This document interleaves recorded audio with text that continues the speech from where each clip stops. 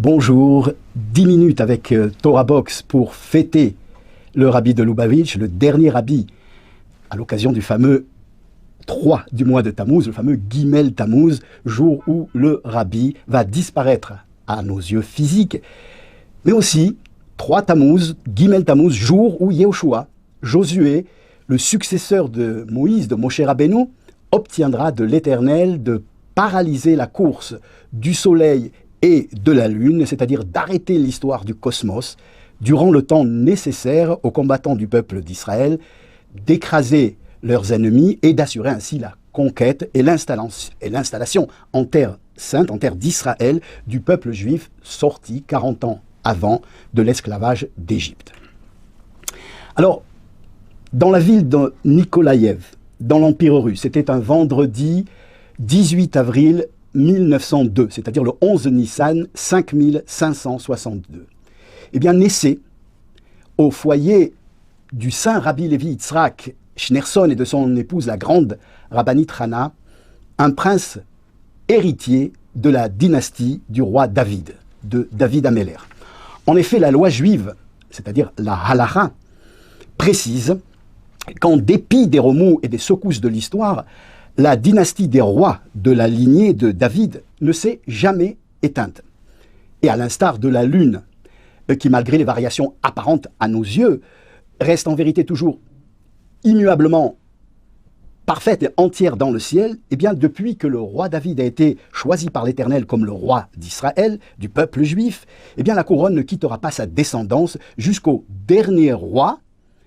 de la lignée, qui est le roi Mashiach, le Meler HaMashiach, le Messie, qui nous sauvera très très bientôt. Alors, le rabbi vient au monde dans une période des plus catastrophiques de l'histoire du peuple juif, qui est terrassé par l'épicentre de 2 terribles tremblements de terre, la Shoah d'un côté et l'assimilation de l'autre. Ce sont 2 ondes de choc, la destruction physique par millions d'hommes, de femmes et d'enfants de notre peuple, et puis la destruction spirituelle de pans entiers de la maison d'Israël qui vont être charmés, hypnotisés par la flûte pernicieuse du modernisme, de Moïse Mendelssohn, de la Bré Grégoire, de la Révolution française et de l'école de l'Alliance dans les pays d'Afrique du Nord et de l'Asie, puis écrasés, on peut dire aussi à des époques différentes, sous la botte de Napoléon et finalement aussi surtout celle de Staline en Russie et dans les pays communistes. Eh bien, le rabbi de Lubavitch, c'est cet enfant qui va grandir dans une grande sainteté et qui, depuis son plus jeune âge, fait preuve d'une érudition, je dirais, époustouflante. À l'âge de la petite école, il va dépasser déjà tous ses maîtres et c'est son père qui se chargera de son éducation. C'est en quelques années un des plus grands génies de la planète dans toutes les matières, d'abord de la Torah, et puis aussi en mathématiques, en physique, en astronomie et dans d'autres sciences. Mais le rabbi de Lubavitch, c'est surtout celui qui, animé d'un amour sans borne pour chaque juif et chaque juive, croit et certifie, dès qu'il devient rabbi, du futur triomphe du judaïsme, de la victoire de l'étincelle et de la flamme, de la vieille maison juive calcinée, secouée, terrassée par ces 2 ondes de choc qui culminent durant la jeunesse du rabbi. Dès qu'il devient rabbi, et même avant, puisant sa confiance dans l'amour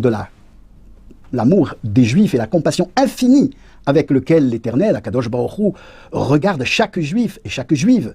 quel qu'il soit, de toute obédience, de toute origine, il s'engage en tant que rabbi, que l'on peut, que l'on doit et que l'on réussira à rebâtir dans le monde entier par l'éducation sans compromis, par l'étude profonde, intensive et osée, par la pratique d'un judaïsme sans faille, avec un immense amour du prochain, quel qu'il soit, et grâce à la joie et à l'enthousiasme, eh bien on reconstruira cette vieille maison juive détruite, mais bien plus forte et bien plus majestueuse que ce qu'elle était par le passé. Et puis surtout, qu'on réussira finalement à amener ce peuple à la délivrance finale. Ce n'est pas facile. Il va falloir naviguer malgré ou à travers l'opposition de différents zélotes de tous bords, qui ne comprennent pas, qui ne saisissent pas le rabbi. Et opposition qu'il va falloir neutraliser, mais de manière positive, petit à petit, avec beaucoup d'amour, avec harmonie et surtout dans la paix. Il va falloir dévoiler, et c'est ce que fera le rabbi, il dévoilera à chacun combien Akadosh Baruch Hu, combien l'Éternel l'aime. Chaque juif, il redonnera confiance, il donnera confiance, parce qu'il faut donner confiance à chaque juif, en son âme juive, en ses capacités juives. Il va falloir encourager chacun et tous à être des militants, militants de cette délivrance, militants de cet amour, de cette compassion, militants d'une révolution dans la profondeur de l'étude de la Torah, militants de la Torah et de ses profondeurs, militants de l'amour et de la confiance que Dieu et la Torah vouent à chaque juif, et chaque juif quel qu'il soit, militants de la lumière de la délivrance qu'exhale la Torah. Alors, le rabbi, c'est ce stratège qui établira des centaines de centres d'études et de pratiques, d'écoles juives, de yeshivot et de Bate Chabad dans le monde entier, mais c'est aussi un guide personnel pour des milliers et des millions de juifs de tous bords et de toute obédience. Tant il est vrai qu'aujourd'hui, consciemment ou inconsciemment, il n'y a pas une seule famille dans notre peuple qui n'aura pas été touchée, guidée, encouragée, ou simplement qui doit sa vie spirituelle ou même sa vie matérielle, son existence même, à la bracha, au conseil, aux enseignements du rabbi. Le rabbi, c'est celui que des dizaines des plus grands décisionnaires de notre époque ont reconnu en lui d'abord comme un prophète au sens littéral de la loi. La loi juive nous enjoint et nous définit les critères de la croyance dans nos prophètes. La loi juive définit comment reconnaître un véritable prophète. Le rabbi le dira lui-même, que nous avons mérité dans notre génération. Alors je vais vous lire et vous traduire, c'est le texte même du rabbi. Il dit que nous avons mérité dans notre génération que Dieu ait choisi et nommé un être de chair et de sang incommensurablement plus élevé que tous les êtres de notre génération, qui est le prophète, le guide et le conseiller du peuple, et qui a prophétisé les grands et les petits événements collectifs et individuels du peuple juif ces dernières années, jusqu'à sa prophétie principale, que la délivrance finale arrivera incessamment. Et puis on se souviendra de ce psak din signé par des dizaines et des dizaines de décisionnaires de la loi et des rabbins autorisés que le rabbi est ce roi de la maison de David. Là je cite le psak, je vais vous lire le psak. Ce roi de la maison de David, éclairant la Torah par son érudition, préoccupé par les mitzvot et guerroyant pour Dieu et pour la défense et la sécurité de son peuple, poussant tout Israël à progresser dans la Torah et colmatant les brèches spirituelles de notre peuple et réussissant dans ces domaines. Et donc, par là, il est, je cite, un maître répondant ainsi aux critères de celui devant être reconnu, de celui qui doit être reconnu par la loi juive comme le roi Mashiach à jamais. Alors chacun verra le rabbi selon la profondeur et l'intensité du regard ou selon les profondeurs et les velléités de son cœur. C'est vraiment court, 10 minutes pour parler du rabbi de Lubavitch. Le dernier enseignement du rabbi à ce jour est de nous demander, après avoir expliqué que tout avait été parfaitement terminé